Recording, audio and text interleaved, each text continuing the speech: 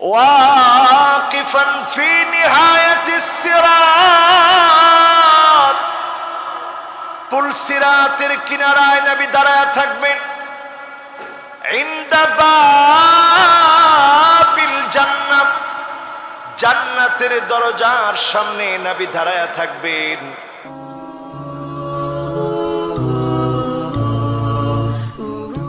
ইসলাম যুগে যুগে আল্লাহ ও রসুলের জন্য জবান খুলে পড়ে আউযু বিল্লাহি মিনাশ শাইতানির রাজীম। বিসমিল্লাহির রহমানির রহিম। ওয়ামা আরসালনাকা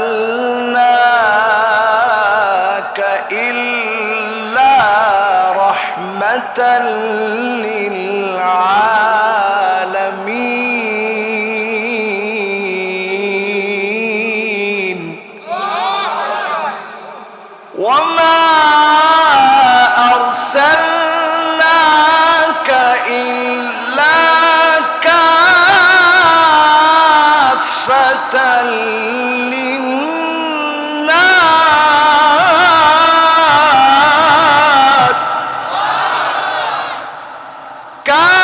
কাফাতাল লিন্নাসি বাশীরাও ওয়া নাযীরা।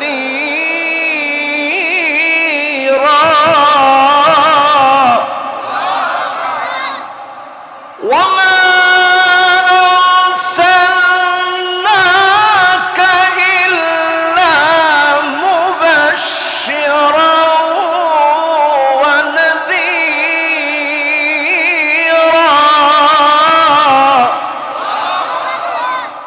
ওয়ামা আরসালনাকা ইল্লা রাহমাতাল লিল আলামিন।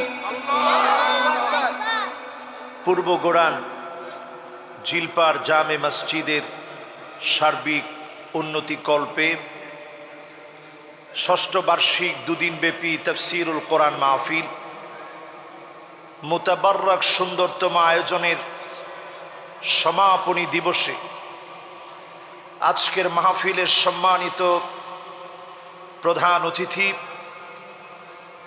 জনাব সাবের হোসেন চৌধুরী সাহেব, মাননীয় সংসদ সদস্য ঢাকা ৯।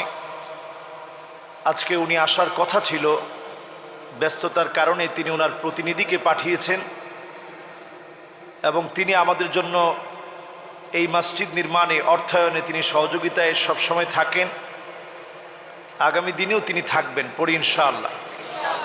আজকের মাহফিলে যারা এসেছেন বসেছেন, সম্মানিত মুরব্বিয়ানে কেরাম, আমার আজকের এই মাহফিলে উপস্থিত তারুণ্যের উচ্ছ্বাস, দিক দিগন্তের দিকপাল তরুণ প্রজন্মের আমার তরুণেরা, পর্দার অন্ত আড়ালে শ্রবণরত আমার মা এবং বোনেরা, সারা বাংলাদেশের বিবেক বলে খ্যাত এই ঢাকায়, যেখানে মাহফিল হওয়াটা অনেকটা এখন দুষ্কর, অসম্ভব বললে চলে, সুন্দর একটা জায়গায় বসে আমরা মাহফিলের জন্য সুযোগ পেয়েছি। এজন্য মুনিবের আলী শান দরবারে আওয়াজ করে পড়ছি কালিমাতুশ শুকর আলহামদুলিল্লাহ।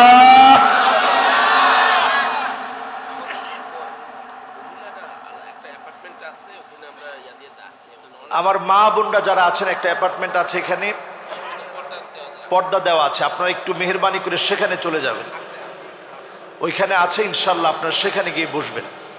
আমরা চাই আমাদের মা বোনেরা মাহফিলগুলো শুনুক, এই সুযোগ আমরা করে দিতে পারি না, আমরা অনেকটাই ব্যর্থ। এই মাহফিল কর্তৃপক্ষ করেছে, ঢাকার মধ্যে এমন সুন্দর একটা ব্যবস্থা আপনাদেরকে করে দেওয়া আছে, আমার মা বোনেরা সেখানে গিয়ে মেহেরবানি করে ইনশাল্লাহ শুনবেন। প্রজেক্টর দেওয়া আছে সেখানে, আর যারা এখনো দাঁড়িয়ে আছেন সকলে আমরা বসে পড়ব পড়ি ইনশাআল্লাহ। আবারও মহাব্বতের কণ্ঠে ভালোবাসা নিয়ে পড়ি আলহামদুলিল্লাহ। মাহফিলে কি যুবক বেশি না বুড়া বেশি? এখন যুবকরা যে যুবক এটা যদি ভুলে যায় তাহলে এই যুবক আর যুবক থাকে? আমি জিজ্ঞাসা করেছি মাহফিলে কি যুবক বেশি না বুড়া বেশি? এখন যুবকরা বলতেছে হ্যাঁ হুজুর আমরাও যুবক। অনেক মুরব্বীরাও যোগ দিছে যে হুজুর আমরা বুড়া হয়েছি ঠিক, কিন্তু বার্ধক্যকে সবসময় বয়সের ফ্রেমে বেঁধে রাখা যায় না। বয়স 80 হয়েছে তাতে কি, এখনো আমার যুবক মনটা এখনো পরিবর্তন হয় না, এমন মুরব্বীরাও আছে না নাই? এখন যুবকেরা তোমরা একটু জোরে সোরে আওয়াজ করে, যাদের বয়স 15 থেকে 30, জোরে আওয়াজ করে বলো তো আল্লাহু আকবার। এক চাচা কইছে পিছন থেকে, না হইলে আমার 40 বছরের বড় হবে। উনি আল্লাহু আকবার বলে নাই, শুধু হাত লাড়া দিস যে হুজুর আপনি দেখেন বয়স যা কইছেন, আমার বয়স যা হোক আমি কিন্তু যুবক। আবার একটু যুবকদেরকে দেখতে চাই, 15 থেকে 30 বছরের তাগড়া যুবকেরা তোমরা বলো আল্লাহু আকবার। ওরে চাচা এবারও হাত তুলছে, মাশাআল্লাহ। আর কেউ না দেখলো চাচারে তো আমি দেখছি। এবার যারা বয়স অনেক হয়েছে আলহামদুলিল্লাহ, 30, 40, 50, 60, 70, 80, আপনারা বলেন তো আল্লাহু আকবার। এই যে খালি খালি আপনারা যুবকদেরকে দোষ দেন যে যুবকরা সব খারাপ হয়ে গেছে, একটু তাকায় দেখেন মাহফিলে যুবক বেশি না বুড়া বেশি? বলেন যুবক বেশি না বুড়া বেশি? এবার দুই গ্রুপ একত্রে মিলে বলেন তো আল্লাহু আকবার। মাশাআল্লাহ, কি সুন্দর প্রাণবন্ত এক শব্দ। যখনই উচ্চারণ করা হয় মালিকের সঙ্গে সম্পর্ক হয়ে যায়। আল্লাহর নামটা আবারও নেই, পড়ি আল্লাহ, পড়ি আলহামদুলিল্লাহ, পড়ি সুবহানাল্লাহ, পড়ি আল্লাহু আকবার, পড়ি লা ইলাহা ইল্লাল্লাহ। গোলাম যখন আলহামদুলিল্লাহ বলে, ওয়ালহামদুলিল্লাহি তামলাউল মিজান, দাড়ি পাল্লা যখন আল্লাহ পাক ওজন করবেন, আমল নামার দিকে যখন মানুষ তাকায় থাকবে, দাড়ি পাল্লা যখন উঠা নামা করবে, মানুষজন এক নজরে তাকায় থাকবে, আমার নেকের পাল্লা ভারী হয় না গুনার পাল্লা ভারী হয়। ঠিক সেই সময়ে ওয়ালহামদুলিল্লাহি তামলাউল মিজান, পাল্লা আল্লাহ পাক আলহামদুলিল্লাহ সুবহানাল্লাহ আল্লাহর কালেমার উচ্চারণ দিয়ে যিনি পাল্লা ভারী বানায় দিবেন তিনি কে? আল্লাহ। এখন দাড়ি পাল্লা ভারী হোক আমরা কি চাই? সকলে পড়ি আলহামদুলিল্লাহ। দরুদ এবং সালাম পড়ি সাইয়্যিদুল মুরসালিন, খাতামুন নবিয়্যিন, ইমামুল মুরসালিন ওয়ান নবিয়্যিন, আফতাবুন নবুওয়া, শাহেনশাহে দু জাহান, আকায়ে নামদার তাজদার মদিনা, আহমদ মুহাম্মদ মুস্তাফা সাল্লাল্লাহু আলাইহি ওয়াসাল্লামের উপরে আল্লাহ পাক দরুদ এবং সালামকে কবুল আর মঞ্জুর করুক। সকলে পড়েন আমিন। আমি লক্ষ্য করেছি অনেকেই এখনো সাল্লাল্লাহু আলাইহি ওয়াসাল্লাম বলেন নাই, কথা বলায় ব্যস্ত আছেন, আশেপাশে কথা বলতেছেন, সব বাদ দি জবান খুলে মোহাব্বত ভরা কণ্ঠে পড়ি মুহাম্মাদুর রাসূলুল্লাহ সাল্লাল্লাহু আলাইহি ওয়াসাল্লাম। এমন নবীর নাম নিলাম যে নবী না আসলে আমরা উম্মত হতে পারতাম না, যে নবী না আসলে আল্লাহ তাআলা আমাদেরকে উম্মত হওয়ার মতো মর্যাদা দিত না। শ্রেষ্ঠ নবীর শ্রেষ্ঠ উম্মত হওয়ার তৌফিক যিনি দিয়েছেন সে আল্লাহ রাব্বুল আলামিনের শুকরিয়া আদায় করি। এমন নবীর উম্মত আমরা হতে পেরেছি যেই উম্মতের জন্য নবী দুনিয়ার জীবনেও কেঁদেছেন, আখিরাতেও কাঁদবেন। বলেন আল্লাহু আকবার। একটু চিন্তা করেন আমার ভাইরা, ওয়াকিফান ফি নিহায়াতিস সিরাত, পুল সিরাতের কিনারায় নবী দাঁড়ায় থাকবেন, ইনদা বাবিল জান্নাহ, জান্নাতের দরজার সামনে নবী দাঁড়ায় থাকবেন। উম্মত সেদিন পুল সিরাত পার হয়ে আসবে, সূক্ষ্ম ধারালো পুল সিরাত পার হতে গিয়ে কত উম্মতের হাত কেটে জাহান্নামের মধ্যে পড়ে যাবে, কত উম্মতের পা কেটে জাহান্নামের মধ্যে পড়ে যাবে, কত উম্মতের দেহটা দুই ভাগ হয়ে যাবে। নবী সেদিন পুলসিরাতের কিনারায় দাঁড়ায় থাকবে, সিনফান মুশাতান, এক গ্রুপ উম্মত পার হবে পায়ে হেঁটে হেঁটে, সিনফান রুকবানান, আরেক গ্রুপ পার হবে জান্নাতে আরোহণে চড়ে, সিনফান আলা উজুহিহিম, আরেক গ্রুপের মাথা নিচের দিকে দিয়ে দেওয়া হবে, চেহারা নিচের দিকে দিয়ে দেওয়া হবে। ধারালো ছুরি দিয়ে যদি চেহারার ভিতরে আঘাত করা হয়, চিন্তা করেন কেমন লাগবে। সেই ধারালো পুলসিরাত পার হতে গিয়ে চেহারা যাদের নিচে থাকবে ক্ষত বিক্ষত হয়ে যাবে। সাহাবাই কেরাম কান্না শুরু করলেন, কেমন করে চেহারার চামড়া দিয়ে মানুষগুলো হাঁটবে, কেমন করে চলবে, পা থাকবে উপরের দিকে, মাথা থাকবে নিচের দিকে। একটা বার চক্ষু বন্ধ করে বিবস্বই চিত্রের কথা কল্পনা করে মাথা নিচের দিকে দিয়ে ধারালো অস্ত্র দিয়ে পার হতে বলা হবে। খন্ড খন্ড হয়ে চেহারা গুলা জাহান্নামের দিকে পড়বে। আর নবীজি পুলসিরাতের কিনারায় জান্নাতের দরজার সামনে দাঁড়িয়ে দাঁড়িয়ে বলবে, ইয়া রাব্বি সাল্লিম, ইয়া রাব্বি সাল্লিম, ইয়া রাব্বি সাল্লিম।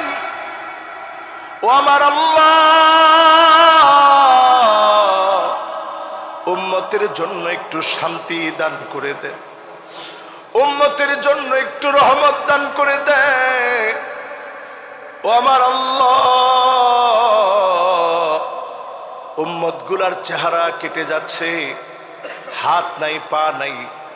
সেদিন নবীর এমন কিছু উম্মত থাকবে, পুলসিরাতটা এমন ভাবে পার হয়ে যাবে, জাহান্নাম নিজ দিক থেকে একটা আওয়াজ করে বলবে, জুসিয়া মুমিন ফাইন্না নূরাকা ইউতফিউ লাহাবি। ও মুমিন, তুমি দ্রুত পার হয়ে চলে যাও, কারণ তোমার প্রজ্বলিত আলো, তোমার নূর জাহান্নামের আগুন গুলা নিভায় দিচ্ছে। বলেন আল্লাহু আকবার। এই হচ্ছে নবীর উম্মত, এই হচ্ছে নবীর উম্মতের দাম। এখন নবী জান্নাতের সামনে দাঁড়ানো, নবী জান্নাতের সামনে দাঁড়িয়ে দরজার মধ্যে যখন নক করবে, ফেরেশতা প্রশ্ন করবে, মান আনতা, কে তুমি, কে এসেছো? নবী জবাব দিবে, আমি মুহাম্মদ এসেছি সাল্লাল্লাহু আলাইহি ওয়াসাল্লাম। সঙ্গে সঙ্গে বলা হবে, বিকা উমিরতু লা আফতাহু লিআহাদিন ক্বাবলাক, আপনার জন্য আল্লাহ আমাকে আদিষ্ট করেছে, কারো জন্য জান্নাতের দুয়ার খুলি নাই। জান্নাতের দুয়ার খোলা। নবী হে, আপনি আল্লাহর জান্নাতের মধ্যে প্রবেশ করেন। পড়েন আল্লাহু আকবার। সেই জায়গাতে গিয়ে নবী আমার আপনার কথা ভুলে যাবে না। হাদিস পড়লে অবাক হয়ে যাবেন।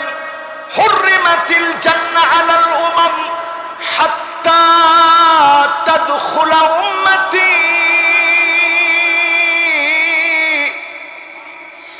কোন নবীর উম্মত জান্নাতে ততক্ষণ যেতে পারবে না, নবী বলছেন যতক্ষণ আমার উম্মত গুলো আল্লাহর জান্নাতে না যাবে। চিল্লায় বলেন আল্লাহু আকবার। উম্মতের দাম কম না বেশি? আহারে উম্মত, এখন উম্মতের এমন দশা, মেহেরবানি করে কোনো আওয়াজ করা যাবে না ভাইজান। আওয়াজ করলে কথার ভিতরে সুর আসবে, নূর আসবে না। আমি আর একটা আওয়াজও শুনতে চাই না। কষ্ট হচ্ছে আপনাদের? এখন বাজে কয়টা দেখেন। কনসালটেশন ব্রেক হলে আমরা রসুলের কথা বলতেছি। আমরা তো রসুলকে দেখি নাই, দেখছি? আমি একজন সামান্য আল্লাহর না লায়েক এক গোলাম। যখন এই এলাকায় আমি আসছিলাম, বাবা কথা বলা যাবে না, এটা তো আর বলা যাবে না, এই বুঝটা তো থাকা দরকার। আপনার একজনের জন্য যদি শত শত মানুষের ডিস্টার্ব হয়, এটার জবাব কেমনি দিবেন আল্লাহর কাছে? এবার ঠিক আছে তো? আপনারা মনে করছেন দেখছো হুজুরের কত রাগ, আসলে কি রাগ? এটা আপনাদের হক নষ্ট হচ্ছে। এখানে এমন মানুষ আছে যার হৃদয়টা এখন নবীর জন্য মহব্বত জাগ্রত হচ্ছে। আপনার দু একটা কথার কারণে তো এটা নষ্ট হবে, এটা হতে দেওয়া যাবে? জোরে ডাক দিয়ে বলেন আল্লাহু আকবার, আরো জোরে বলেন আল্লাহু আকবার। এবার মহব্বত ঠিক আছে? ওয়াজ কোন জায়গায় চলতেছে? হ্যাঁ মাশাআল্লাহ, কোন মাশাআল্লাহ। বাবা তুমি দাঁড়াও তো দেখি, মাশাআল্লাহ অত্যন্ত চালাক ছেলে। তোমার আব্বা কই? মাশাআল্লাহ, বস। আলহামদুলিল্লাহ। দেখছেন, সবার যখন জিজ্ঞাসা করছি ওয়াজ চলতেছে কোন জায়গায়, গোরান চলতেছে, এটা কি আমি জানি না? আর এই পিচ্ছি কি কইছে? নবীর উম্মত ছাড়া কেউ জান্নাতে যেতে পারবে না। আল্লাহু আকবার।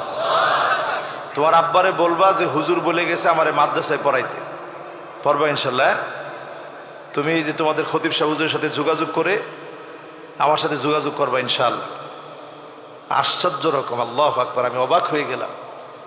একদিন আব্দুল্লাহ বিন ওমর এরকম বসা, রাসূল সাল্লাল্লাহু আলাইহি সাল্লাম জিজ্ঞাসা করতেছে, আচ্ছা বলো তো দেখি একটা গাছের উদাহরণ যেটা ঢাল শুকায় যায় কিন্তু ঝুলে পড়ে না, অনেক বিপদ আসে কিন্তু ওই গাছের ডালপালা ঝুলে গেল এরপরেও ঝুলে থাকে, শুকায় গেল এরপরে ঝুলে থাকে, ওই গাছটার নাম কি? মাশাআল্লাহ। এখন বড় বড় সাহাবী সবাই আশ্চর্য যে কি গাছ নিয়ে আল্লাহ জানে। আব্দুল্লাহ বিন ওমর চিন্তা করতেছে, কি রে চাচারা একজনও জানে না, এটা তো খেজুর গাছ। তো ওইখানে আর বলে নাই, রাসূল কয় যে তোমরা সবাই ভুলে গেলে এটা তো খেজুর গাছ। আব্দুল্লাহ বিন ওমর গিয়ে বাড়িতে গিয়ে বলতেছে, আব্বা আমার তো ওই সময় মনে হয়েছে কিন্তু চাচারা সব বসা, আমি কেমনে বলি, যেন ছোট মানুষ বলি নাই। ওমর রাদিয়াল্লাহু তাআলা আনহু বলতেছিল, বাবা তুমি যদি বলতা আমি ওমরের বুকটা বড় হয়ে যেত। আল্লাহু আকবার, সুবহানাল্লাহ। আমরা এই বাচ্চার জন্য দোয়া করি আল্লাহ তাআলা অনেক বড় আলেম বানাক, যোগ্য বানাক, পড়ে না আমিন। ওয়াজ চলতেছে কোন জায়গায়? এখন কয়জনে কয় জিলপার জামে মসজিদ। ওয়াজ চলতেছে, হ্যাঁ, নবীর উম্মত ছাড়া জান্নাতে যাওয়া। নবীর উম্মত কোন উম্মতরা জান্নাতে যাবে? ওই উম্মতরা জান্নাতে যাবে যে উম্মতেরা নবীকে ভালোবেসেছিল, এমন ভাবে ভালোবেসেছিল নিজের জীবনের চাইতে, সন্তানের চাইতে, নিজের পিতা মাতার চাইতে। আন-নাবিয়্যু আওলা বিল মুমিনিনা মিন আনফুসিহিম। নিজের জীবনের চাইতে যদি নবী আপনার কাছে আপন হয়, জীবনের চাইতে যদি নবী আপন হয়, জীবনের চাইতে যদি নবী আপন হয়, বাবার আর একটা বার যাতে এই কথাটা বলতে না হয়, কোনো কথা বলা যাবে না। আপনারা মাহফিলে বসছেন, এটা ফিল করতেছেন? এটা তো মারাত্মক অবস্থা। একজন লোক যারা এখানে বসছেন মেহেরবানি করে মেহমান সারিতে, আপনারা চিন্তা করবেন যে কি হুজুর দাওয়াত দিলাম, হুজুর একটু পরে পরে ওয়াজ থামায় দেয়। আমি 1 ঘন্টা কথা বলবো আল্লাহর হস্তে, 1 ঘন্টার ভিতরে একজন লোক আনমনা হবেন না ইনশাআল্লাহ। রাজি আছেন? এবার তাকবীরের পরে কে কথা বলে আমি একটু দেখি। একজনও কোনো কথা বলা যাবে না। জোরে একটু আল্লাহকে ডাক দিয়ে বলেন আল্লাহু আকবার। আরে ভাই একটু ফিল করার চেষ্টা করেন। जो बात दिल से निकलता वो बात दिल पर असर करता। যেটা দিল থেকে বলা হয় ওইটা দিলে গিয়ে আসর করে। মনটারে একটু গুনাহমুক্ত করেন আজকে। হতে পারে এটা আমার জীবনের শেষ মাহফিল। পারে না? বলেন পারে না? আমার ভাইরা চিন্তা করেন, সেদিন আমাদের কথা নবী জান্নাতে যাওয়ার আগেও স্মরণ করবে। হুররিমাতিল জান্নাহ আলাল উমাম হাত্তা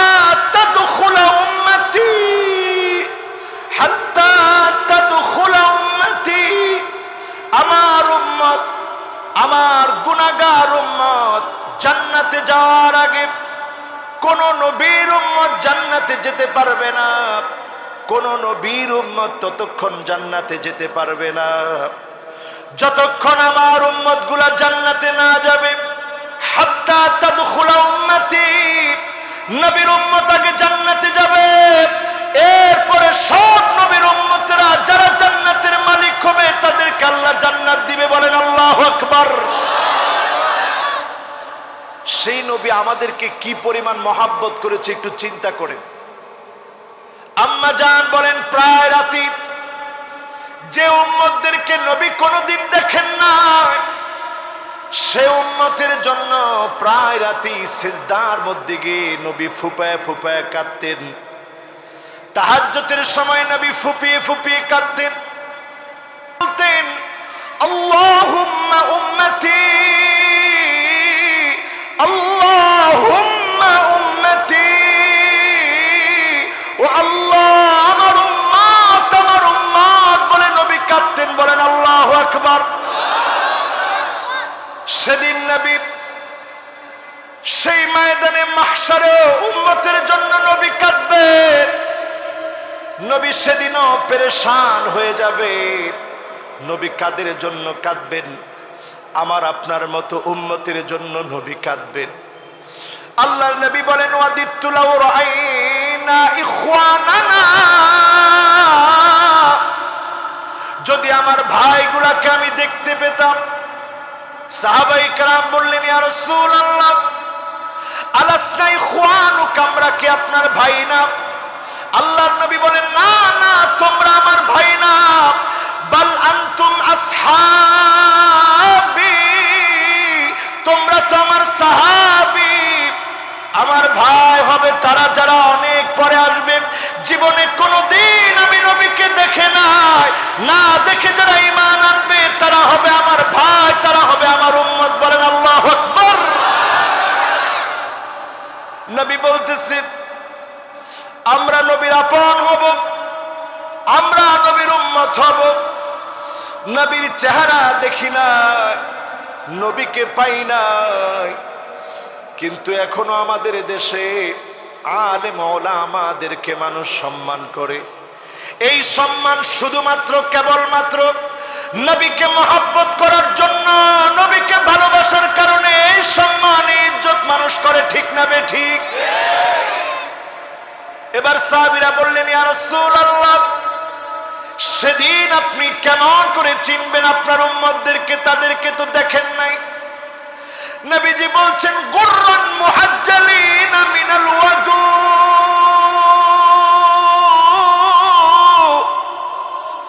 ওজুর পানিগুলা ঝকঝক করে উঠবে, চকচক করে উঠবে। যেখানে যেখানে ওজুর পানিগুলা লাগিয়েছেন, ওজুর পানিগুলা যখন ঝলমল করে উঠবে, চকচক করে উঠবে, নবী ডাক দিয়ে বলবে ও আমার উম্মত কোথায় যাও? নবী সেদিন চিনবে, শাফাত করবে, আমার আল্লাহ রাজি খুশি হয়ে ধন্য বানায় জান্নাতি বানায় দিবে। এখন কি আমরা ওযু করি? এখন আর কেউ কথা বলে না। ওযু করি? কে কে ওযু জানেন না? হাত তুলেন তো দেখি। একজন হাত তুলছে, হুজুর ওযু জানি না। জানেন? আলহামদুলিল্লাহ। আচ্ছা, ওযুটা যখন করেন আমরা অনেক গুনাহ করি না? আরে কথা কয় না, গুনাহ করি না? আরে গুনাহ করি না, শুধু গুনার প্রতিযোগিতা চলছে এখন।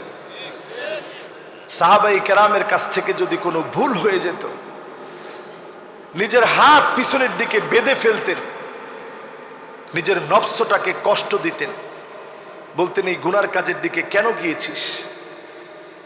আমরা প্রতিনিয়ত গুনাহ করছি।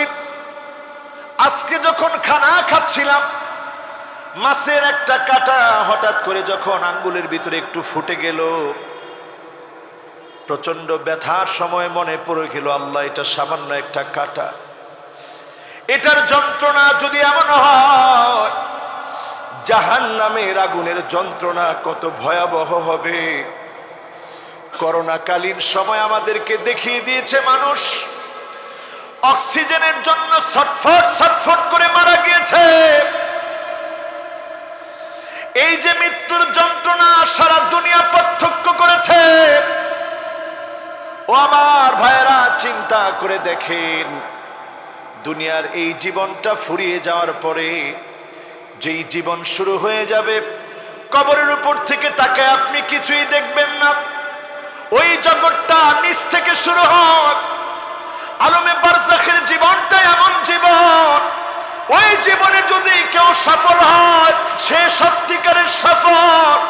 ওই জীবনে যে বিফল হবে তার চাইতে ব্যর্থ, তার চাইতে পরাজিত আর কেউ নাই। ঠিক না বেঠিক?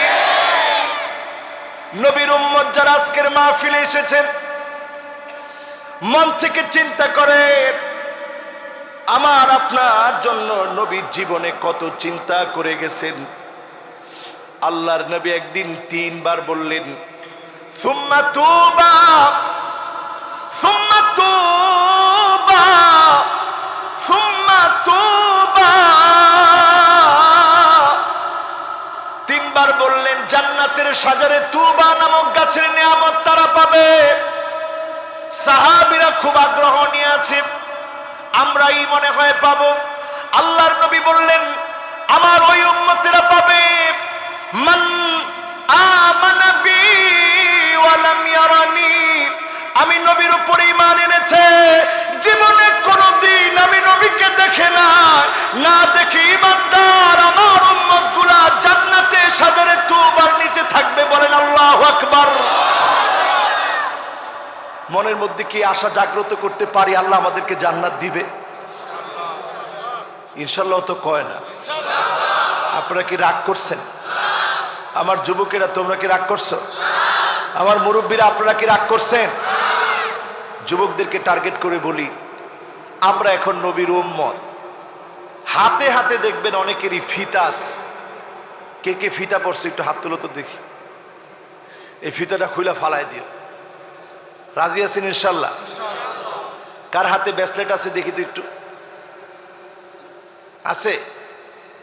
এলাকার যুবকেরা এমনি ভালো আলহামদুলিল্লাহ, ওয়াজ করলেও ভালো, না করলেও ভালো। ব্রেসলেট নাই। এবার আসি চুলের কাটিং। ডানে নাই, বায়ে নাই, পিছনে নাই, সামনের দিক দিয়ে 1 বিঘত পরিমাণে আছে না নাই? অনেক একটা 1 হাত পরিমাণ হয়ে গেছে। গত জুমার কথা বলি, আমি আমার মসজিদে সলাতুল জুমা আদায় করি, যখন বের হচ্ছে আমার এক মুসল্লি নিয়মিত নামাজ পড়ে, সে জানে যে হুজুর এগুলো খুব দেখে। আমাদের লোকমান ভাইকেও বলবো যে এটা দেখা দরকার, যুবকদের সাথে সম্পর্ক বৃদ্ধি করা দরকার। আমি প্রত্যেক জুমার পরে সময় থাকলে 1 ঘন্টা যুবকদেরকে নিয়ে বসি। আমার মসজিদে আলহামদুলিল্লাহ এমন মুসল্লিরা নামাজ পড়ে, একেবারে যুবক কিন্তু পুরাপুরি সুন্নত মানার চেষ্টা করে আলহামদুলিল্লাহ। তো একজন যুবক দেখি সে মাঝে মাঝে নামাজ পড়ে, হয়তো প্রতিনিয়ত না পড়ার কারণে অথবা আমার কাছে বেশি আসে না, দেখি চুল কাটছে, আবার আমারে দেখায় 2-3 বার করে এরকম লাড়া দিতেছে। তা আমি চিন্তা করছিলাম তার আদর করে ডেকে বলবো। চিন্তা করলাম এখনই লাড়াটা দিছে, এখনই বললে বিষয়টা কাজ হবে না। আরেকদিন ডেকে এনে কাছে এনে হাতের মধ্যে একটু আতর লাগাই দিতে হবে। এই আতরের গ্রান 1 সপ্তাহ পর্যন্ত কাজ করলে আবার 1 সপ্তাহ পর আবার তাকে টেনে নিয়ে আসবে। বলেন আল্লাহু আকবার। যত যুবকেরা এখানে বসেছে, এই যে স্টাইলের চুলটা কাটা হয়, এলাকার মুরব্বীরা তারে দেখলে কি নামে ডাকে? বখাটে। কি খাটে? কি খাটে? এই শব্দ কিভাবে আবিষ্কার হয়েছে আমি জানি না। কলকাতায় গত বছর আমার মাহফিল ছিল, যাওয়ার পথে তো ওইখানে বিমানে খানা দানা না দিলেও একটা পত্রিকা দেয়। তা আমি চিন্তা করলাম যাক আলহামদুলিল্লাহ একটা পত্রিকা তো দিছি, একটু পড়ে দেখি। এখন পত্রিকা খুলে দেখি স্কুলের টিচাররা সব মিলে ছাত্রদের কাছে দরখাস্ত লিখছে, বাবারা তোমরা আর বখাটে স্টাইলে চুল কাটো না, লজ্জায় আমরা স্কুলে থাকতে পারতেছি না। এই যে অবস্থা এখন পৃথিবীর ভিতরে বিরাজমান, এই বখাটে স্টাইলের চুল কাটা এখন আছে না নাই? বলেন সেও নবীর উম্মত কিনা? বলে না উম্মত কিনা? এই যে তুমি চুলটা কাটলা বখাটে স্টাইলে, আজ থেকে 1450 বছর আগে তোমার চুলের কাটিং কি হবে? আল্লাহ নবী সূক্ষ্ম বিষয়টা নিয়ে সমাধান দিয়েছে। সূক্ষ্ম বিষয়টা নিয়ে ভেবেছেন। আল্লাহ নবী বলেছেন লানাল্লাহুল কাজা, এমন সময় আসবে বখাটে স্টাইলে চুল কাটবে, স্টাইলের নাম হবে কাজা। এটা ইহুদিদের স্টাইল। ডানে থাকবে না, বায়ে থাকবে না, পিছনে থাকবে না, সামনের দিকে লম্বা লম্বা চুল। এটা মুসলমানের স্টাইল না, এটা ইহুদিদের স্টাইল। ঠিক না বেঠিক? যারা ঠিক বললা আর এই কাজ করা যাবে? শুনতে চাই, করা যাবে? তাহলে আমি কি এই কথাটা শুনতে পারি যে হুজুর আজকের পরে বখাইটি স্টাইলে আর চুল কাটবো না? যারা যারা জোরে বলছিলে এখন সবাই জোরে বলো, কাটবা না তো ইনশাআল্লাহ? মুরব্বীরা আপনারা খুশি? এবার আসেন নবীর উম্মতদের মধ্যে আমার তরুণদেরকে আমি কলিজা থেকে মহব্বত করি, কারণ এই তরুণরা যখন দিন বুঝে ফেলবে, কালেমার পতাকা যিনি জমিনের মধ্যে উড্ডীন করায় দিবেন তিনি কে? যুবকরা, তোমাদের অংশগ্রহণে ইসলামের বিজয় হবে। নবীজি যখন মদিনাতুল মুনাওয়ারায় হিজরত করলেন, আবু বকর রাদিয়াল্লাহু তাআলা আনহুর বয়স তখন 51 বছর, ওমরে ফারুক রাদিয়াল্লাহু তাআলা আনহুর বয়স 41 বছর। অধিকাংশ সাহাবী ছিল তাগড়া নওজোয়ান যুবক, যারা ঘর ছেড়েছে, বাড়ি ছেড়েছে, পরিবার ছেড়েছে, দিন কায়েমের জন্য সব ছেড়ে আল্লাহর দ্বীনের জন্য বের হয়ে পড়েছে। পড়েন আল্লাহু আকবার। এজন্য যুবকেরা, আজকের ইসলামের বিজয় তোমাদের দিকে তাকিয়ে আছে। যদি এইটাকে আমরা সুযোগগুলোকে কাজে না লাগাই, সিরিয়া থেকে দেখে শিক্ষা নেন। 2011 সাল থেকে সিরিয়া মার খাচ্ছে, আজ 2021 চলছে। সুদীর্ঘ 10টা বছর ধরে আমার মুসলমান গুলা মার খাচ্ছে। উইগুরের মুসলমান গুলার দিকে তাকায় দেখে 18 বছরের আগে মসজিদে যেতে দেয় না, 50 বছরের আগে দাড়ি রাখতে দেয় না, মা বোনদেরকে জোরপূর্বক ধর্ষণ করা হয়, নারীদেরকে বন্দা বানায় দেওয়া হয় যাতে মুসলমানের গর্ভ থেকে সন্তান না আসে, কোরআন পর্যন্ত পড়তে দেওয়া হয় না। আল্লাহ আমাদেরকে যেই নিয়ামত দিয়েছে, আমার যুবকেরা তোমরা যদি এগিয়ে না আসো, শাবুন নাশা ফি ইবাদাতিল্লাহ, আল্লাহ তোমাদেরকে ডাকতেছে আল্লাহর আরশের নিচে ছায়া দেওয়ার জন্য। এখনো যদি তোমরা ঘুমায় থাকো, কেমন করে মুসলমানরা বিজয় অর্জন করবে? ওই সিরিয়ার মুসলমানদের কান্না কি তোমাদের কানে আসে না? কাশ্মীরের কান্না কি তোমাদের কানে আসে না? ফিলিস্তিনের আত্মরাত কি তোমরা শুনো না? আজ যদি মুসলমানের বিজয়ের কথা চিন্তা করো, তোমাকে ব্যতিক্রম ধর্মী যুবক হতে হবে, মসজিদের প্রথম কাতারে থাকতে হবে। তোমাকে যিনি বিজয় দিবেন তিনি কে? এখন যে আসতে চায় না তাকে তার পথে ছেড়ে দাও। আল ইসলামু কায়িমুন বিকা ওয়া বিদুনি, তুমি আসলেও ইসলামের বিজয় হবে, তুমি না আসলেও ইসলামের বিজয় হবে। ওয়াল্লাহু মুতিম্মু নূরিহি ওয়ালাউ কারিহাল কাফিরুন, সকল কাফেররা যাবে, চক্রান্ত করবে, বেঈমানরা চক্রান্ত করবে, ইসলামের বিজয় আটকে দিতে পারবে না, পারবে না, পারবে না।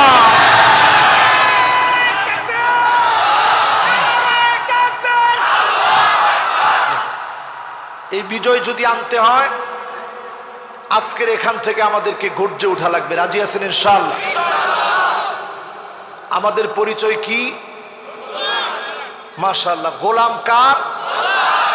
উম্মত কার? মাশাআল্লাহ। গোলাম কার? উম্মত কার? এই দুইটা যদি একটু মনের ভিতরে বসায় নিয়ে যেতে পারি, কষ্ট হচ্ছে আপনাদের? দুইটা বসায় নিয়ে যেতে পারলেই যিনি আমাদের জন্য জান্নাত রেডি করে রেখেছেন তিনি কি? আজকের এই মাহফিল থেকে একটু চিন্তা করেন আমার ভাইরা, যারা আমরা এসে বসলাম নবীজির উম্মত, হাতের ভিতরে মাসেলের ভিতরে ট্যাটু আঁকে এমন যুবক আছে না নাই? সে মাসেল দেখায়, বডি বিল্ডার, একটা বডি আছে তার, বিশাল একটা মাসেল হইছে, এটার মধ্যে ট্যাটু আঁকছে, বুকের এই দুই সাইডে ট্যাটু আঁকছে, এইখানে ট্যাটু আঁকছে। করতে করতে পাগলামির তো আর শেষ সীমা থাকে না। সেদিনে এক নায়িকা চোখের ভিতরে ট্যাটু আঁকছে। আল্লাহ কয় রাখ, তৎক্ষণাৎ আল্লাহ ধরছে, চোখ শেষ। এই যে ট্যাটু যে সমস্ত যুবকেরা এঁকে ফেলেছে, এগুলা রিমুভ করতে হবে। রিমুভ করা ছাড়া কোনো সুযোগ নেই। ট্যাটু যারা এঁকেছে, আল্লাহর হাবিব বলছে লানাল্লাহুল ওয়াসিমা ওয়াল মুস্তাওসিমা, যে ট্যাটু আঁকে সার্বক্ষণিক আল্লাহর লানত তার উপরে। আল্লাহর লানত যদি থাকে, ওই যুবক কি করে আল্লাহর দিকে আসবে? ঠিক না বেঠিক? এখন না বুঝে এঁকে ফেলেছে, কি করা হুজুর? রিমুভ করা লাগবে। ওই নিউ মার্কেটে একটা দোকান খুলে বসছে ট্যাটু আঁকার, দেখছেন আপনারা? তার কাছ থেকে সাক্ষাৎকার নেওয়া হলো, কিরে তুই ট্যাটু আঁকস কিনা? না হারাম। আমি হারাম জানি তো ট্যাটুর দোকান দিছে, আমি কি ট্যাটু আঁকি? আমার হাতের এক জায়গা তো একটা ট্যাটু নাই, আমার স্ত্রীর নাই, কি আর কারোর শরীরে, আমার আত্মীয় স্বজনের কারোর শরীরে আমি ট্যাটু করি না। কিন্তু যে আসে যাই না শুই না, তারে আমি করে দিই, আমার দোষ কি? চিন্তা করে দেখেন, এই যে ট্যাটু মারাত্মক হারাম, এই হারাম ব্যবসা আমার দেশে ছড়িয়ে দেওয়া হচ্ছে। নারীরা পর্যন্ত ট্যাটু আঁকতেছে। প্রতিনিয়ত আল্লাহর লানত। আপনি উম্মত দাবি করে কেমন করে লানতের নিচে থাকবেন? ঠিক না বেঠিক? এখন এই অপরাধ আমাদের দেশে আছে না নাই? এখন আবার দেখা যায় স্বামী বলে সবার স্ত্রী দেয়, তুমি একটু দিয়ে আনো, অসুবিধা কি? এখানে ঠোঁটের উপরে একটুখানি ছোট্ট একটা তিল দিয়ে আনস। মাশাআল্লাহ, যে সুন্দর তোমারে দেখা যাইতেছে। এই যে ছোট্ট একটা তিল দিয়ে আনলেন, আপনার সৃষ্টিকর্তা কে? এত সুন্দর দেখা যাচ্ছে, এটাকে আমার আল্লাহ বুঝে নাই? আল্লাহর সৃষ্টির উপর দিয়ে আপনি হাত দিলেন। স্কিন বিশেষজ্ঞের কাছে গিয়ে জিজ্ঞাসা করবেন, এই ট্যাটুর প্রধানতম ক্ষতিকর কারণ হচ্ছে স্কিন ডিজিজ। একটা পর্যায়ে এটা ক্যান্সার পর্যন্ত গড়াতে পারে, যার অসংখ্য প্রমাণ আপনারা শুধু গুগলে সার্চ দিলেই পেয়ে যাবেন। এত কিছুর পরেও হারামের মধ্যে শয়তান আরাম লাগায় রাখছে, ঠিক না বেঠিক?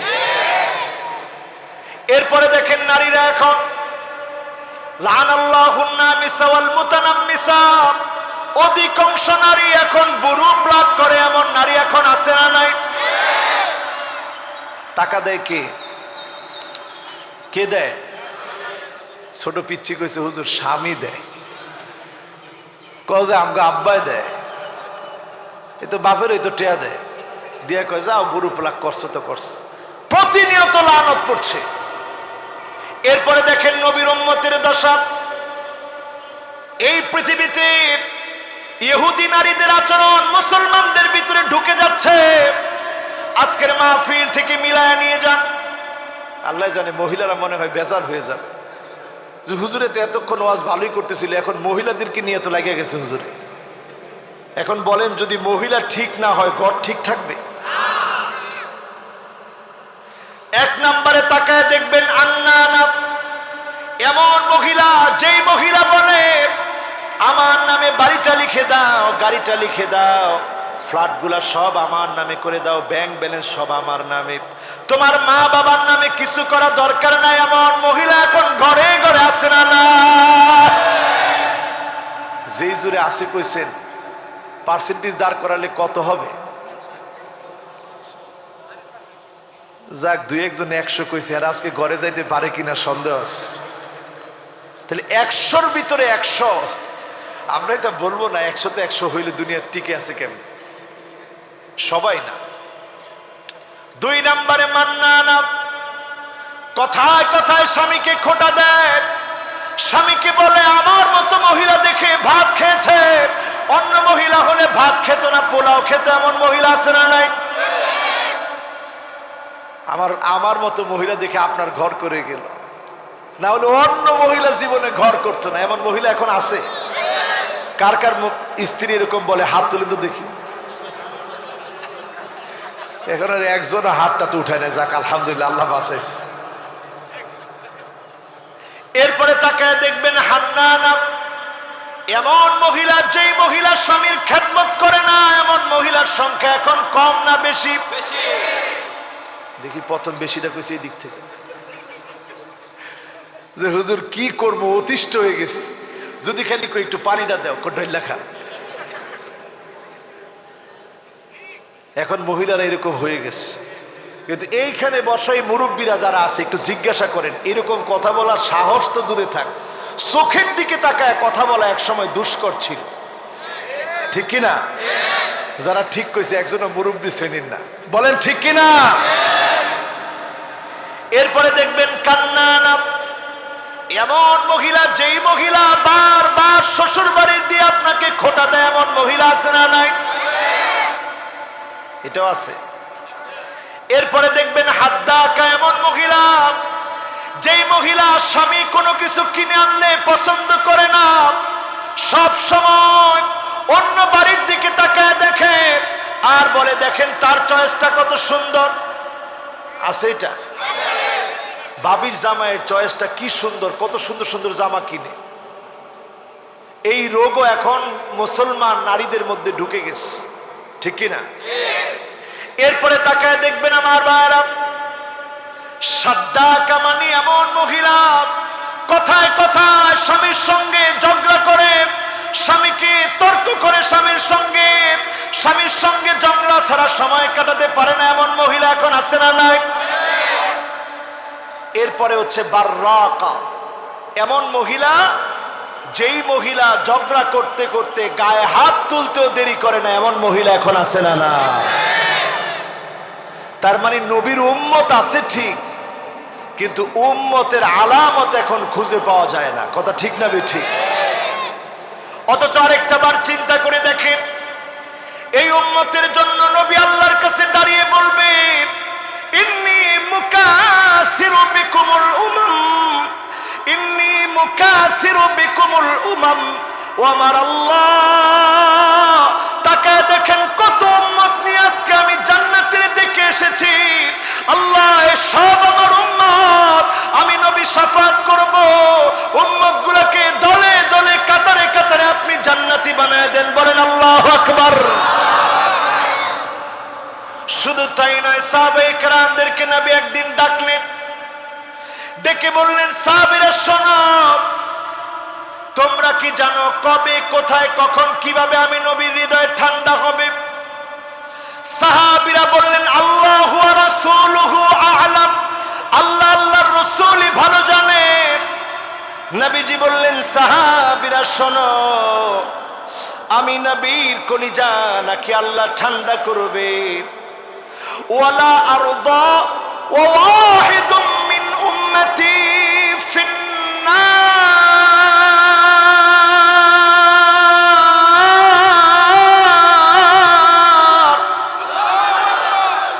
ততক্ষণ পর্যন্ত আমি নবীর কলিজা ঠান্ডা হবে না, যতক্ষণ আমার গুনাহগার উম্মতগুলো জান্নাতে না যাবে।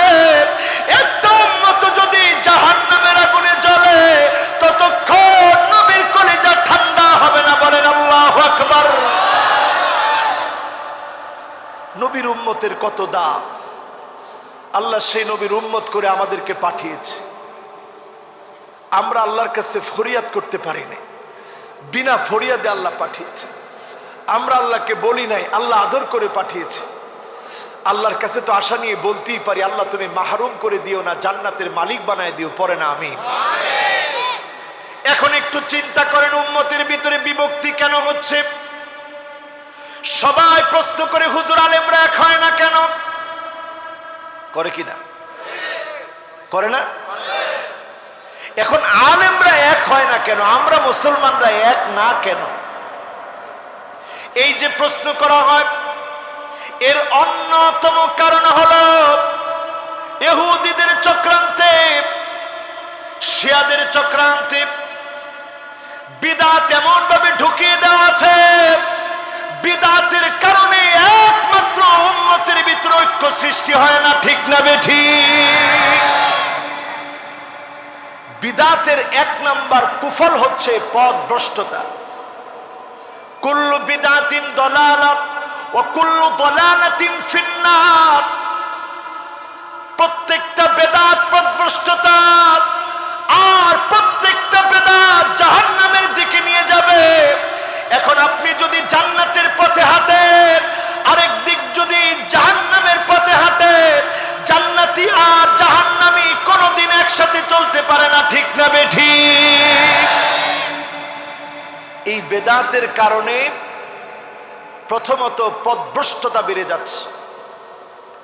2 নম্বরে যদি আপনি নজর করেন বেদাতের কারণে যা হচ্ছে, সুন্নত বিদায় নিচ্ছে বেদাতের কারণে। সুন্নত যখন বিদায় নিবে আপনি উম্মত হওয়ার দাবি করতে পারবেন না। উম্মতের কাজ হচ্ছে সুন্নত মানা, আর বেদাতের কাজ হচ্ছে বেদাত নিয়ে জাহান্নামের দিকে যাওয়া। ঠিক না বেঠিক? আমার মনে হয় আপনাদের কষ্ট হচ্ছে। কি সুন্দর একটা পরিবেশ যে হয়েছে, দেখছেন এখন কি সুন্দর বাতাস আসতেছে, আমরা সুন্নতের আলোচনা করতেছি। আমার কাছে অবাক লাগতেছে, এমন একটা সুন্দর প্রশান্তির বাতাস আমার কাছে লাগতেছে।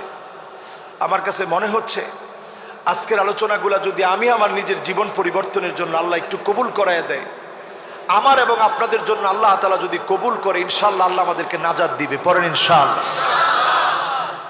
50% শুনে কে কে চলে যাবেন হাত উঠায় দেখান। এবার দেখতে চাই 80% পর্যন্ত শুনে কারা কারা চলে যাবেন হাত উঠান। যাক, এখন দেখছি হুশ ঠিক আছে।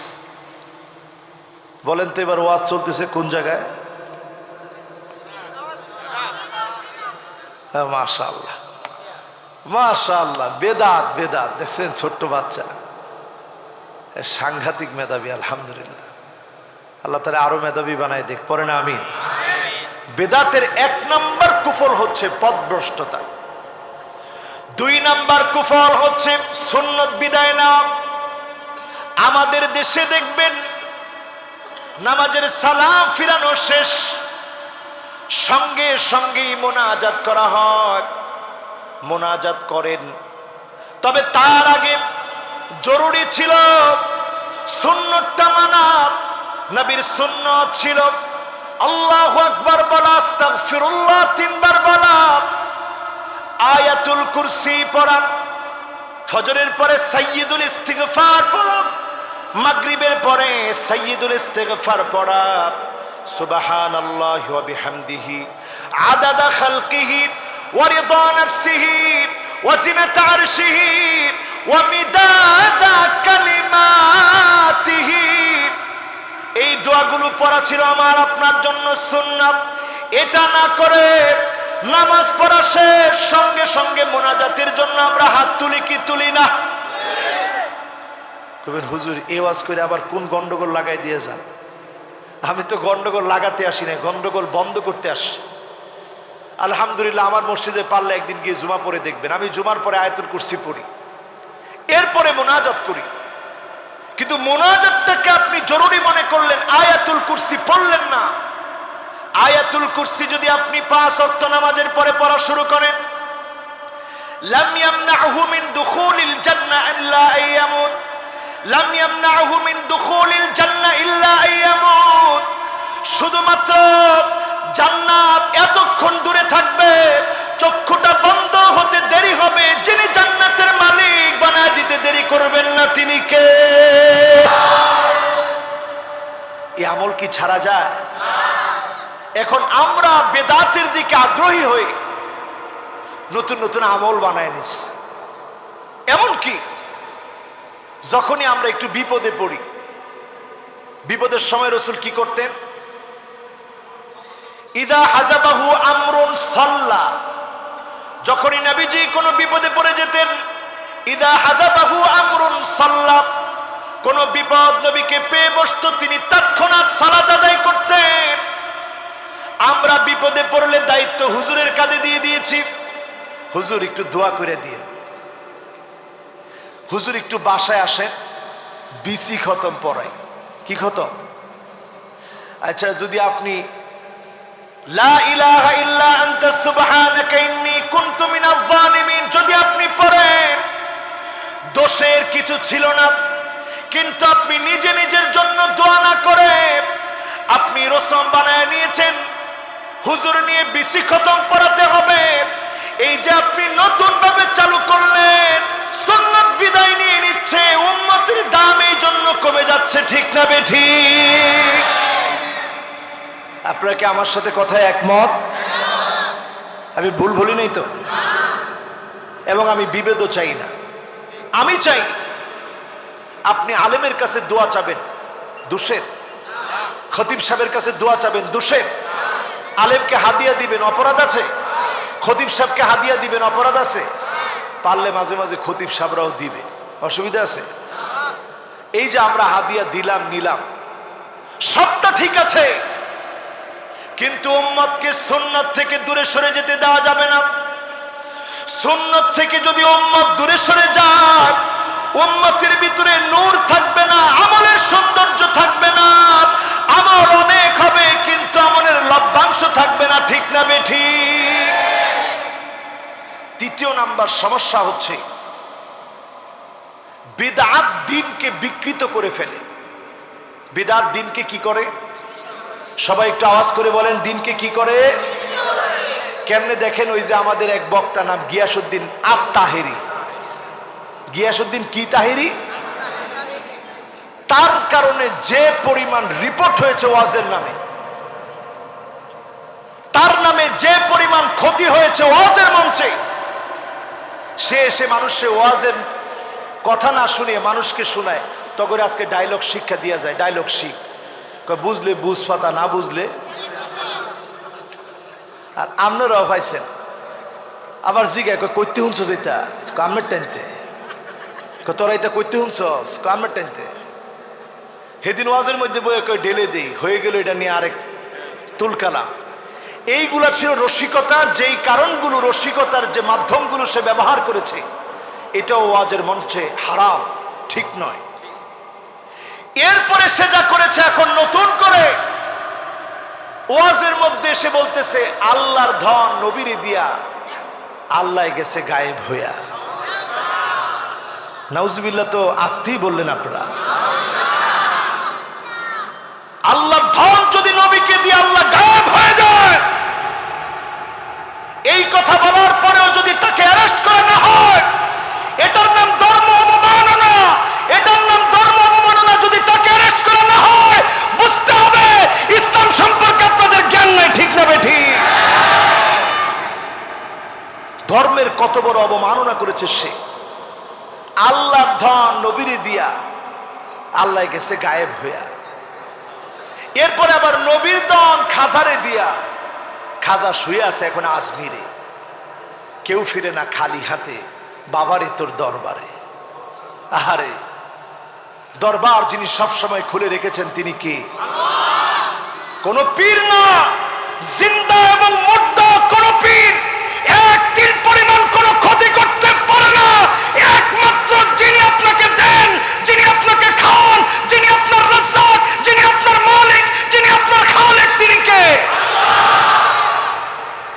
এ কথার ভিতরে যদি তিল পরিমাণ সন্দেহ আনেন, আপনি মুশরিক হয়ে গিয়েছেন।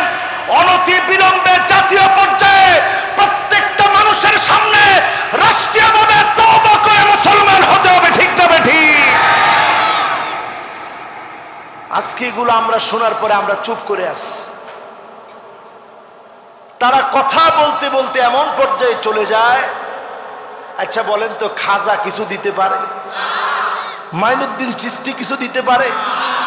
কেউ কাউকে কিচ্ছু দিতে পারে না। একমাত্র যিনি পারেন তিনি কে? আকীদা পরিষ্কার করেন। এই আকীদা পরিষ্কার না হলে যেটি বড় ধরনের সমস্যার সৃষ্টি হবে, দিন বিকৃত হয়ে যাবে। এখন তারা দিন রে বিকৃত বানাইতেছে। তারা লাড়ি লয়ে পর্যন্ত নাচ। এখন এই নাচটাকে চিন্তা করেন, তারা নাচার উদ্দেশ্য যাই হোক, যেভাবেই নাচ, এখন বিয়ে বাড়িতে ডিজে গানের পরিবর্তে এখন ওই নাচ, ওই সুর দিয়ে এখন যুবকরা নাচতেছে। তার মানে দিন বিকৃত হয়েছে কিনা? কথা কয় না, হয়েছে কিনা? কয় নাম্বার? মাশাআল্লাহ, 3 নাম্বার। এটাও মুখস্থ রাখছে। তাহলে আজকের ওয়াজ আর 10-15 মিনিট করা যায়? ওরে আল্লাহ রে আল্লাহ, অনেক রাত হয়ে গেছে। থাকবে? আচ্ছা, আর 10 মিনিটে আমি কয়েকটা পয়েন্ট বলবো, কেউ লড়বো না ইনশাআল্লাহ। এরপরে 4 নম্বরে দেখবেন, নবীজির নামে অভিযোগ করা হয়। আপনি মনে করছেন সুন্দর একটা বেদাত করেছেন।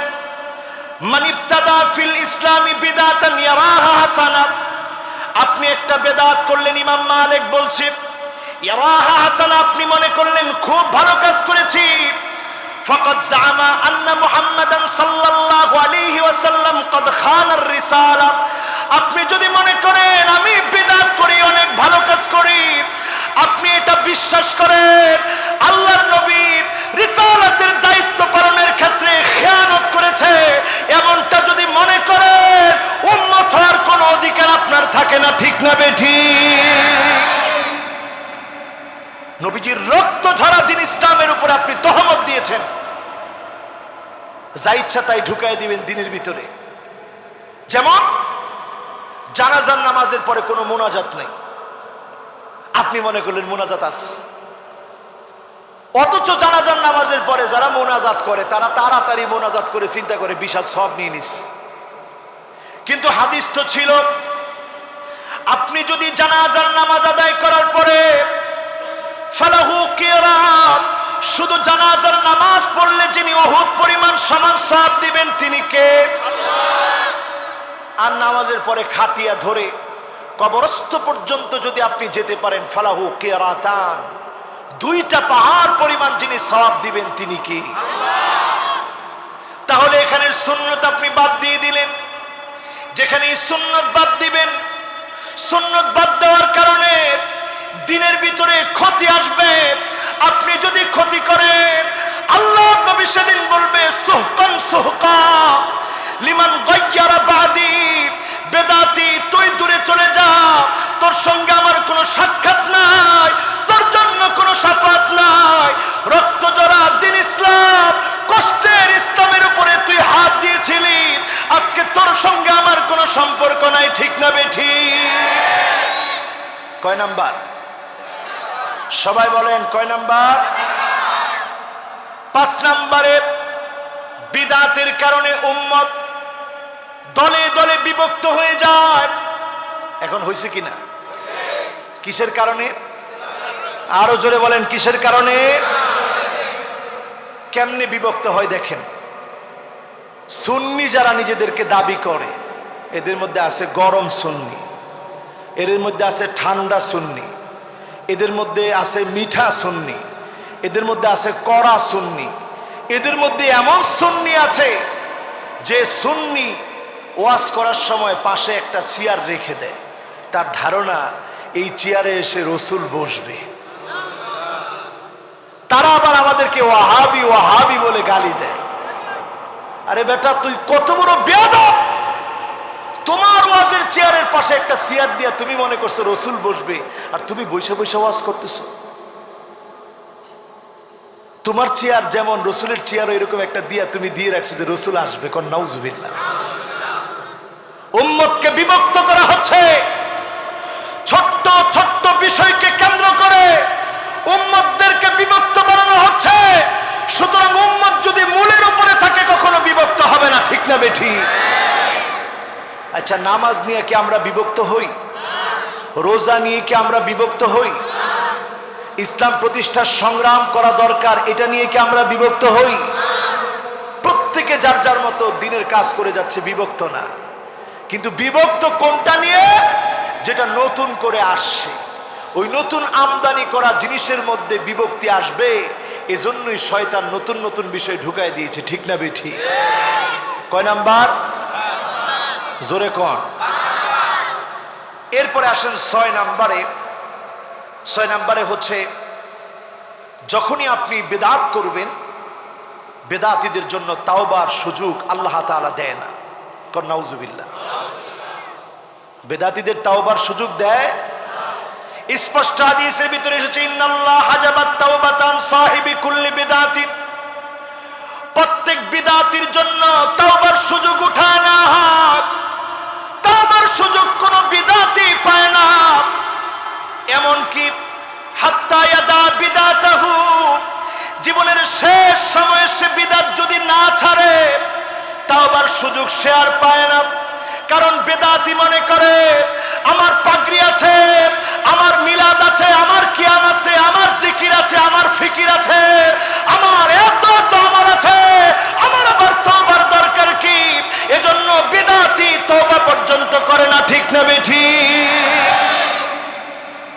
অন্য দেখবেন মদখোর, সেও তওবা করে, আল্লাহ আমি তো মদ খাইছি, জেনা করছি, ব্যভিচার করেছি, কিন্তু বেদাতি সে এত বড় অহংকারী হয়, সে মনে করে আমার তওবার দরকার নাই। এমন বেদাতি আছে না নাই?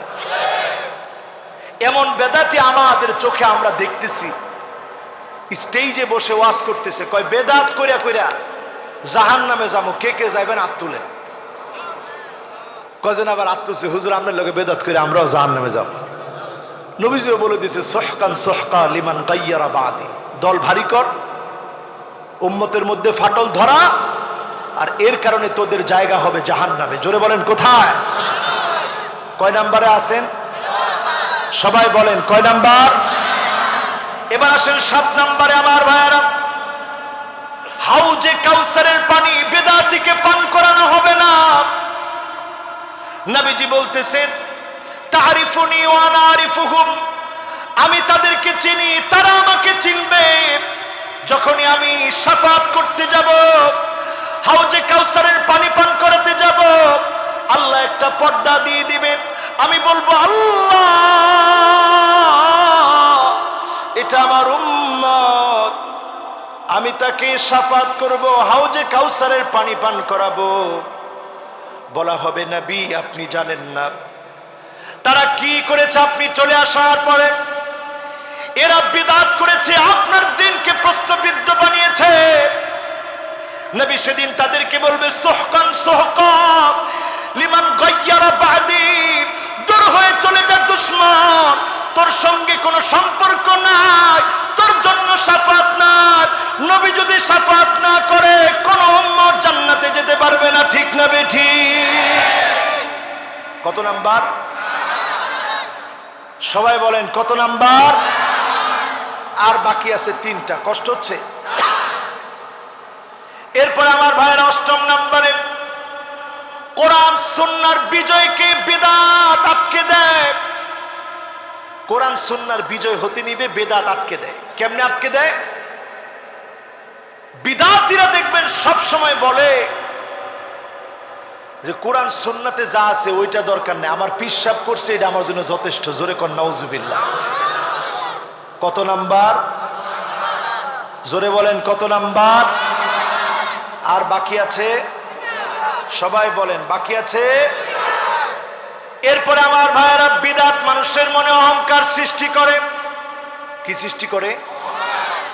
বেদাতিরা দেখবেন একটা বেদাত করার কারণে তারা যে খুশি হয়, তারা দেখবেন বলে প্রায় সময়, এই বেদাত করতে করতে জাহান্নাম পর্যন্ত যাব, তারপরেও বেদাত ছাড়বো না। কর নাউজুবিল্লাহ।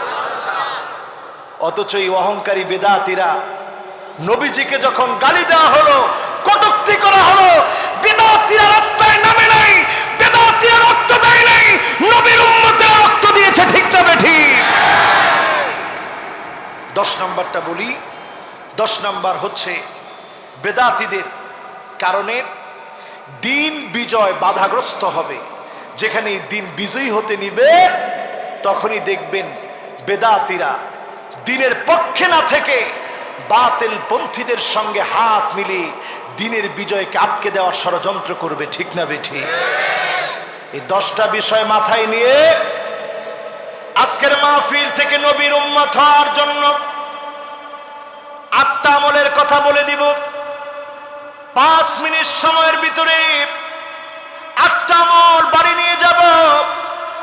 এই 8টা আমল করে নবীর উম্মত যদি হতে পারি, যিনি আমাদের জন্য জান্নাতের মালিক বানায়া 4-5 নূরানি বানায় দিবেন, তিনি কে? কয় মিনিট আছেন তো ইনশাআল্লাহ? জোরে একটা তাকবীর দেন, লিল্লাহে তাকবীর। কয়টা আমল? 8টা আমল। কয়টা আমল? জোরে কর। 1 নাম্বার আমল, এগুলা কিন্তু আজকে থেকে আমরা ইনশাআল্লাহ প্রত্যেকে আমল করব, আমি নিজে এবং আপনারা সকলে। বলেন ইনশাআল্লাহ। 1 নাম্বার আমল হলো নবীর শাফাত পাওয়ার জন্য, উম্মত হওয়ার জন্য আহসিন ওয়াদুআক, ইহসানুল ওয়াদু, সুন্দর করে ওযু করেন। টপ টপ করে যখন আঙ্গুল দিয়ে পানিগুলা পড়বে, তাকায় তাকায় দেখবেন এই পানির সঙ্গে যিনি গুনাহগুলা ঝরায় দিবেন, মুছে দিবেন, তিনি কে? মিন তাহতি আযফারিহি, নখ থেকে টপ টপ করে পানিগুলা পড়বে। অন্যদিকে যিনি আপনার আমার গুনাহগুলা মাফ করে দিবেন, তিনি কে? কয় নাম্বার?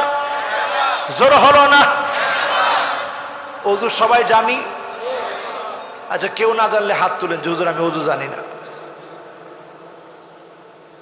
আলহামদুলিল্লাহ, সবাই জানি। পিছনে তো দেখতেছি না ভালো, হ্যাঁ পিছনেও দেখা যায়। ওযু সবাই জানি। আজ থেকে উচ্চ কণ্ঠে বলি, ওযু করব, পরেন ইনশাআল্লাহ। আচ্ছা, ওযু করে কি কাজ? কথা কয় না। ওযু করে কি কাজ? এবার দ্বিতীয় নাম্বার আসেন আমার ভাইরা। আপনি আমি যদি মান হাফাযা আলাস সালাওয়াতিল খামস, 5 ওয়াক্ত নামাজের গুরুত্ব যদি বাড়ায় দেই, আলা উদুইহা ওয়া ওয়াক্তিহা ওয়া রুকুইহা ওয়া সুজুদিহা, সুন্দর করে ওযু করলেন, ওয়াক্ত মতো নামাজ পড়লেন, রুকু করলেন, সাজদা করলেন, হারামাহুল্লাহু আলাইহিন নার, তার জন্য যিনি জাহান্নামের আগুন হারাম বানায় দিবেন, তিনি কে? জাহান্নামের আগুন কি হারাম বানাতে চান? জোরে কোন চা? 5 ওয়াক্ত নামাজ পড়তে আমরা কি রাজি? ওয়াক্ত মতো। কি মতো? কিন্তু আমাদের ঢাকার মানুষের কি হয়েছে জানেন? ফজরের সময় জীবন আমার ঘুমের বিছানায় ন্যস্ত, জোহরের সময় অফিসেতে মহাব্যস্ত, আসরের সময় ক্লান্ত আমি, মাগরিবের সময় বাজারের ব্যাগ হাতে নামি, এশার সময় চোখ দুটো আমার টিভির চ্যানেলে। এইভাবে আমি আমার নাম লিখালাম জাহান্নামীদের প্যানেলে। ফজর, জোহর, আসর, মাগরিব, এশা সব শেষ করে দিলাম। আর মনে মনে চিন্তা করলাম, হুজুর আর মাত্র 5 দিন,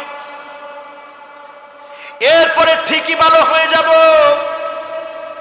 5 দিন না আসতে পারে, সারা জীবনের জন্য গুনার তওবা নাও করতে পারেন। আজকে থেকে মনে করেন জীবন সূর্য কালকেই ডুবে যেতে পারে, এই মুহূর্তে ডুবে যেতে পারে। আসর থেকে মাগরিবের সময়ে সূর্যটা যেমন ডলতে থাকে, ডলতে থাকে, ডলতে থাকে।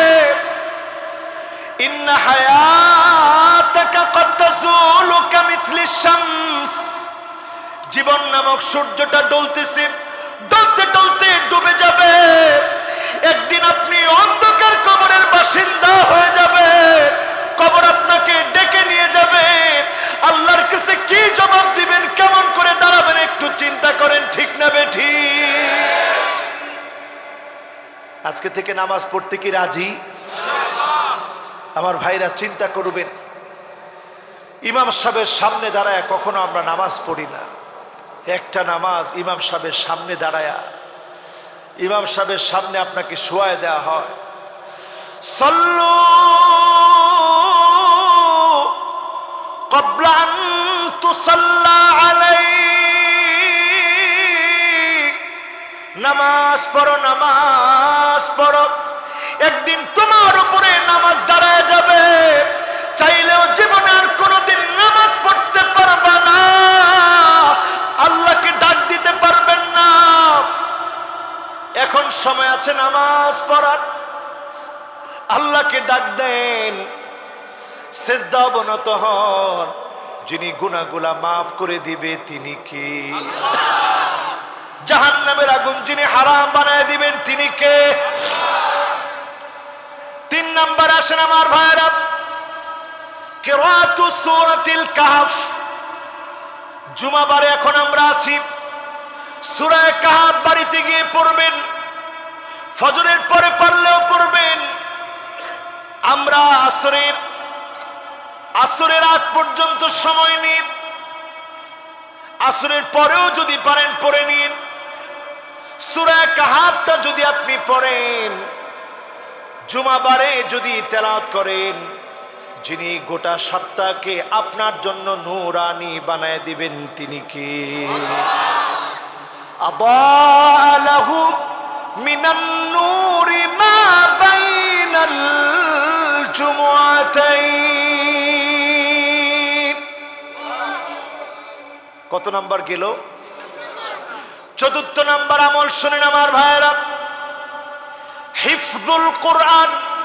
কোরআন কারীম হিফজ করেন, মুখস্থ করেন, ছোট্ট ছোট্ট সূরাগুলো পড়ে ফেলেন শুদ্ধভাবে। সূরা কাফের 10টা আয়াত তেলাওয়াত করেন, কারণ এই সূরা কাফের তেলাওয়াত দাজ্জালের ফিতনা থেকে বাঁচাবে। দাজ্জাল যদি সামনে দাঁড়ায় যায়, সূরা কাফের 10টা আয়াত পড়বেন, যিনি হেফাজত করবেন তিনি কে? কয় নাম্বার? জোরে কোন? বাকি আছে কয়টা? মাশাআল্লাহ, কি সুন্দর মনোযোগ। পঞ্চম নাম্বারে আমার ভাইরা, আল হুব্বু ফিল্লাহ। এটাতে আপনারা সবাই আছেন এই মুহূর্তে। আল হুব্বু ফিল্লাহ মানে ভালোবাসা কার জন্য? এই যে আমার মতো নালায়েকের কথা শোনার জন্য এতগুলা মানুষ বসা আছেন, আমি কিচ্ছু দিতে পারি নাই। যেই কথাগুলো আমি বলেছি শোনার জন্য বসেছেন, এটা একমাত্র মহব্বতের কারণে সম্ভব হয়েছে। আর এই মহব্বত একমাত্র শুধুমাত্র কার জন্য? এই মহব্বত এত দামি হয়ে যাবে, মানুষগুলা সেদিন এত দামি হবে। উজুহুহুম নূর, উজুহুহুম নূর, চেহারাগুলার ভিতরে আলো জ্বলজ্বল করবে, নূর চমকাবে।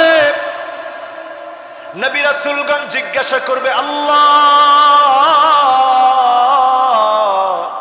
মানহুম, এই মানুষগুলো কারা? চেহারা এত নুরানি কেন? আল্লাহ জবাব দিবে, মুতাহাব্বুনা বিজালালিল্লাহ।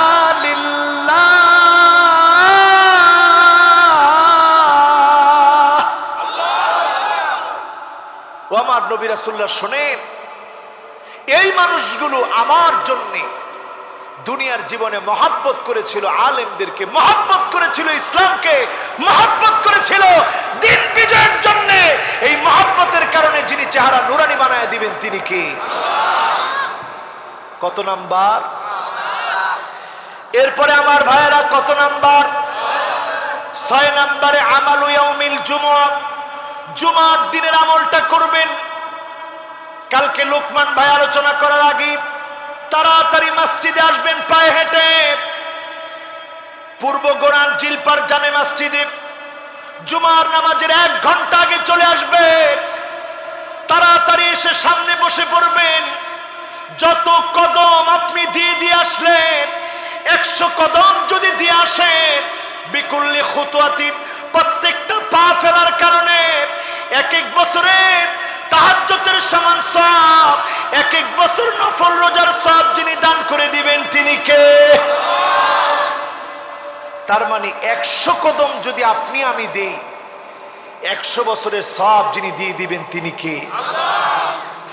আমি একদিন গাড়ি দিয়ে যাচ্ছি মসজিদে জুমা পড়াতে, দেখি বনশ্রী থেকে কিছু লোক আসতেছে মুগদা মদিনাবাগ বাইতুল ওদুদ মসজিদে নামাজ পড়তে। আমি বললাম, ভাই আপনারা পায়ে হেঁটে হেঁটে কোত্থেকে আসতেছেন? কয় হুজুর বনশ্রী থেকে। কে পায়ে হেঁটে কে? হুজুর আপনি ওয়াজের মধ্যে বললেন এক একটা কদম দিলে 1 বছরের তাহাজ্জুদের সমান সওয়াব, 1 বছরের নফল রোজার সওয়াব। হুজুর সেই দিন থেকে বনশ্রী থেকে আর কোনো রিক্সা নেই না, পায়ে হেঁটে হেঁটে আসি। আল্লাহর কাছে কামনা করি, আল্লাহ হাজার হাজার বছরের সওয়াব আল্লাহ তুমি আজকের জুমার দিনে দান করে দিও। বলেন আল্লাহু আকবার। আমরা কি কালকে একটু হেঁটে হেঁটে আসতে পারবো ইনশাআল্লাহ? আগে আগে বসতে পারবো ইনশাআল্লাহ? কিন্তু সামনে বসে ওয়ালাম ইয়ালগু, বিশৃঙ্খলা করা যাবে না, কথা বলা যাবে না। পড়েন ইনশাআল্লাহ। কত নাম্বার বাকি আছে? থাকবো নি না বলবো? থাকুক আজকে। আগ্রহ আছে? কয়টা আমল? এরপরে আমার ভাইরা ৭০ নম্বরে মান শাবা শাইবাতান ফিল ইসলাম, দ্বীনের পক্ষে থাকবেন এমন কাইয়ুল কাফিন নারি ফায়ুহরাক, জ্বালিয়ে দেওয়া হয়। আপনাকে যদি মেরে কেটে টুকরো টুকরো করে দেওয়া হয়, এক চুল ইসলাম থেকে দূরে যাব না। কালেমার জন্য জীবন দিব, ঈমান দিব না, ঠিক না বেঠিক?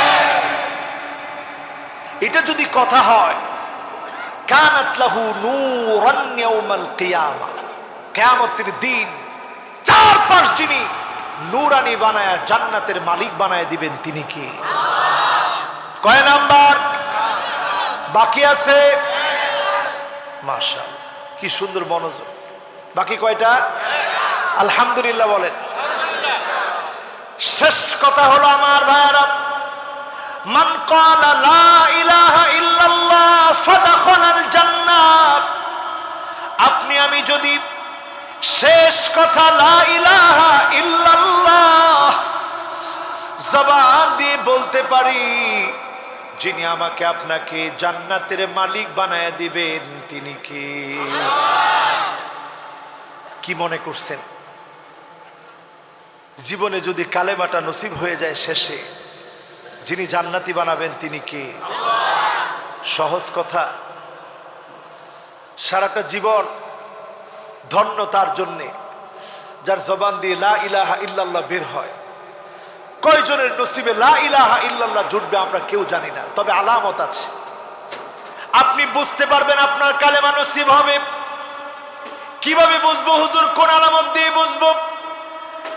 আইয়ুফিকাহু বিআমালিন সালিহিন ক্বাবলা মাউতিহি, মওতের আগে জবানের মধ্যে যদি কালেমা নসিব করাতে চান, এখন থেকে ভালো ভালো কাজ করবেন, ভালো ভালো কাজের সিদ্ধান্ত নেবেন, ভালো ভালো কাজের নিয়ত করবেন।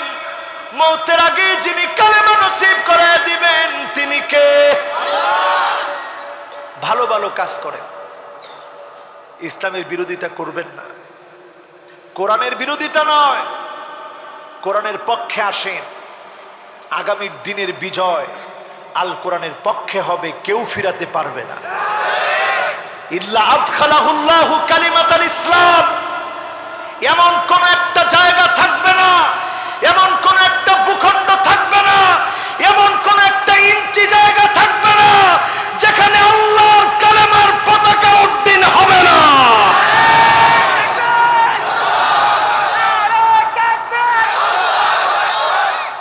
এজন্য যদি আমরা আপনাদেরকে বলি দিনের দিকে আসেন, আপনারা আসবেন তো ইনশাআল্লাহ?